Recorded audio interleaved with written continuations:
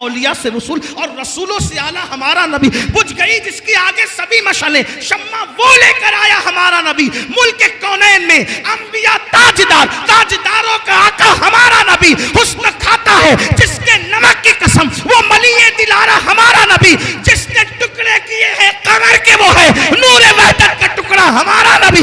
कौन देता है, देने को मुंह चाहिए, देने वाला है सच्चा हमारा। सुभान अल्लाह, अल्लाह अकबर, या रसूल अल्लाह, जिंदाबाद जिंदाबाद। अल्लाह के बंदो, जब नबी की तारीफ हो तो दिल छोटा ना किया करो। अगर किसी के दिल में कीना है तो कैसे पता चले? आप बेजान झंडे को तो सलाम करता है, जिंदा नबी पे सलाम पढ़ने को इतराज करता है। वाह वाह वाह वाह, सुभान अल्लाह, जिंदाबाद। अंदाजा फरमाए, मैं वल्लाह किसी को टारगेट नहीं कर रहा हूं, सिर्फ आपके सामने चोर की निशानियां रखता हूं। आप मुझसे ज्यादा दानिशमंद है ना। जब कपड़ा खरीदने में इतनी एहतियात है कि 4 दुकान ढूंढ के कपड़ा खरीदते हो, तो फिर किसी की इक्तिदा के से पहले भी आपको थोड़ा सा ख्याल होना चाहिए। अपनी जेब का पैसा जाय करने के मामले में इतने हसास हो, अपनी नमाजें जाय करने के मामले में क्यों इतनी नादानी से काम लेते हो? ऐसे ही किसी के भी पीछे नहीं। अब किसके पीछे पढ़ो, मैं ये नहीं कह रहा हूं, मैं तो सिर्फ क्योंकि एक दाई की हैसियत से मैं इशारे देना चाहता हूं। मैं ये नहीं चाहता कि कल मेरे बाद कोई आकर कह दे कि वो तो लड़ा गए। हम सूफिया के गुलाम हैं, हम लड़ने लड़ाने वाली बात नहीं करते। हम तो निशानी दे जा रहे हैं। ढूंढ लेना, तलाश करना, अक्लमंद होना। सोचो, बेजान झंडे को जिसका इंतखाब इंसानों ने किया है, उसके लिए सलाम भेजने पर कोई इतराज नहीं। और वो जिंदा नबी जिसकी वजह से सारी सलामतियां हैं, झंडे के लिए कयाम किया, उठ के खड़ा हुआ, कोई तकलीफ ना हुई। और नबी के लिए उठ के खड़ा हो गया तो तकलीफ हो गई। इमाम कहते हैं, आंखें मलना, क्या बात की, आंखें मलना, झुंझला पड़ना, लाख जमाई अंगड़ाई। आंखें मलना, झुंझला पड़ना, लाख जमाई अंगड़ाई। अरे नाम पे उठने को लड़ता है, उठना भी कुछ गाली है। नाम पे उठने को लड़ता है। उम्मत को इत्तेहाद की जरूरत है। जब झंडे के लिए हम खड़े हो सकते हैं, तो सारे झंडे जिसके कदमों में आके इज्जत पाते हैं, उसके लिए क्यों उठ के खड़े नहीं हो सकते? वाह वाह वाह, सुभान अल्लाह, सुभान। रोजाना उस्ताद की ताजीम के लिए स्कूल का हर बच्चा खड़े होता है। स्कूल में 8 पीरियड होते हैं, 8 पीरियड में खड़े होना पड़ता है। हम भी खड़े हुए, आप भी हुए होंगे मेरे अजीज। जो फिजिक्स पढ़ाए उसके लिए उठ के खड़े हुए, जो रियाजी पढ़ाए उसके लिए उठ के खड़े हुए। और जो कहता है वो इस तो मुअल्लिमा, कि मैं कायनात को इल्म सिखाने के लिए आया हूं। कम से कम ये नहीं सोचा। इसका मतलब कहीं ना कहीं आप अंग्रेज की तहरीक का शिकार हुए, आपके दिल में कहीं ना कहीं बुग़्ज़ है। तो याद रखो, बात बहुत दूर निकली। कहां चल रही थी बात? अल्लाह के रसूल सल्लल्लाहु अलैहि वसल्लम ने इरशाद फरमाया, जो नमाज नहीं पढ़ेगा, नमाज छोड़ देगा, हदीस पाक का मफहूम है, वो 12 मुसीबतों में गिरफ्तार होगा। 3 दुनिया में, 3 कब्र में, 3 मरते वक्त और 3 मैदान महशर में। अब जरा सुन ले उसको, मैं जल्दी जल्दी पढ़ सकता हूं, पढ़ दूं? जी जी। आप थक तो नहीं गए ना? नहीं। थक जाए तो चुप हो जाना, मैं समझ जाऊंगा कि आप थक गए। कुछ लोग मजमा देखने आते हैं, फिर उनको थक जाते तो चले जाते, और कुछ सुनने आते हैं तो वो कहते हैं कि नहीं, जब तक सलाम ना पढ़ा जाए हम नहीं जाएंगे। हाँ, तो हमेशा हमारा टारगेट वही होते हैं जो सुनने आते हैं। सही है, तो आपकी तवज्जो है, बात आगे बढ़ा सकता हूं। 3 मुसीबतें दुनिया में, जल्दी जल्दी पढ़ रहा हूं। नंबर 1, जो नमाज छोड़ दे, अल्लाह उसकी रोजी से बरकत उठा ले। सब लोग हो ना परेशान हो। कुछ लोग खुश हो रहे होंगे, अरे ये क्या मौलवी बात कर रहा है, बोले बरकत उठा लेता है अल्लाह। हम तो बरसों से नमाज नहीं पढ़ते, करोड़पति है। हमने कहा आप समझे नहीं बात को। एक है कसरत और एक है बरकत। आपके पास कसरत है, आप करोड़पति है, बरकत नहीं है। करोड़पतियों की भी आप बेचैन है, बेकरार है, सुकून नहीं है। कहते हो ना सब कुछ है मौलाना, सुकून नहीं है। क्यों? कसरत है, बरकत नहीं है।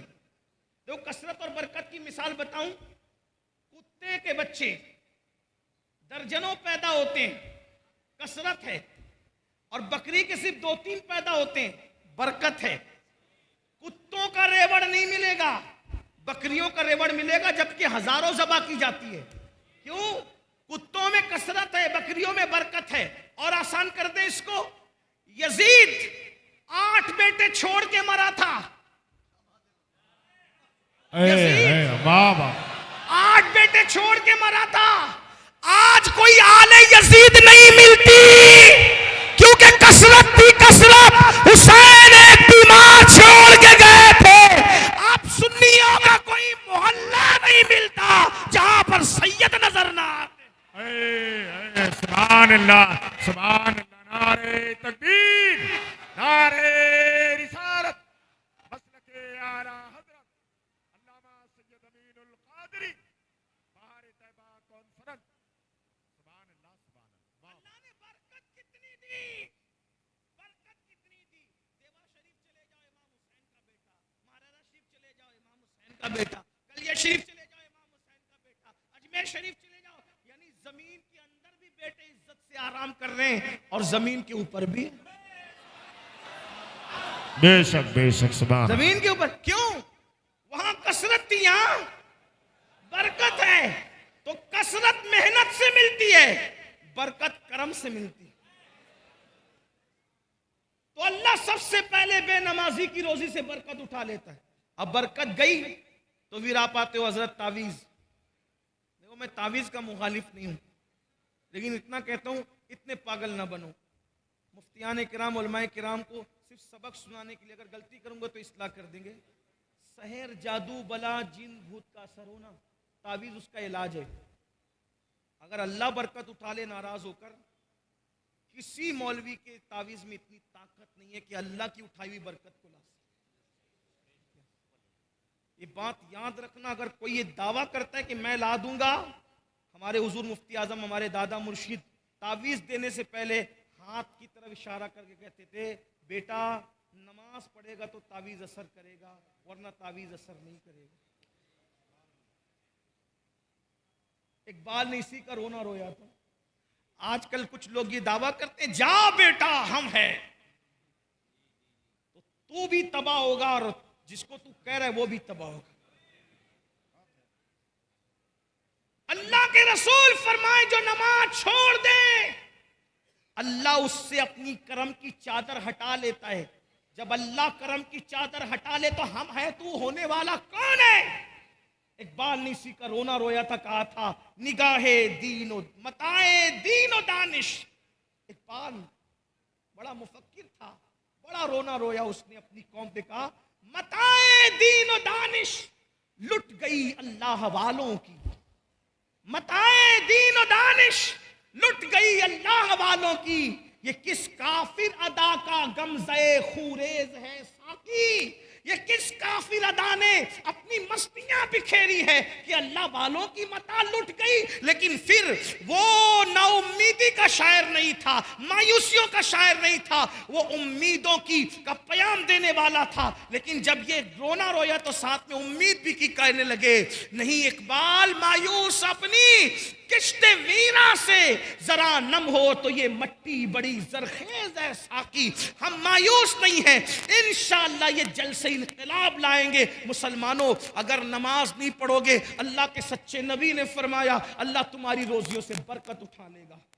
और अल्लाह बरकत उठा ले, किसी में ताकत नहीं, कितना ही बड़ा बाबा हो, कितना ही बड़ा पीर हो, कितना ही बड़ा आलिम हो, कोई, बल्कि सच्चा आलिम होगा तो बोलेगा, भैया नमाज नहीं पढ़ता तो मैं तुझे तावीज़ नहीं देता। ये बात आप घूम रहे हो, फिर रहे हो, बल्कि अब तो तुम जादूगरों के पास जा रहे हो, सिफली वालों के पास जा रहे हो, पंडितों के पास जा रहे हो, ताकि तुम्हारे घर में बरकत आए। शर्म नहीं आती तुम्हें? अल्लाह रज़ा के मुतलक है। अल्लाह के रसूल ने कहा नमाज छोड़ोगे तो बरकत जाएगी। इतना आसान काम था, 10 मिनट निकाल लेते नमाज पढ़ते। नमाज पढ़ के देखो बरकत ना आए तो फिर कहना। लेकिन यह भी कहता हूं, बरकत के लिए नमाज नहीं पढ़ना, अल्लाह को राजी करने के लिए पढ़ना। बरकत तो मिल ही जाएगी, बरकत तो मिल ही जाएगी। मिलाने के लिए नहीं कह रहा हूं, सिर्फ समझाने के लिए कह रहा हूं।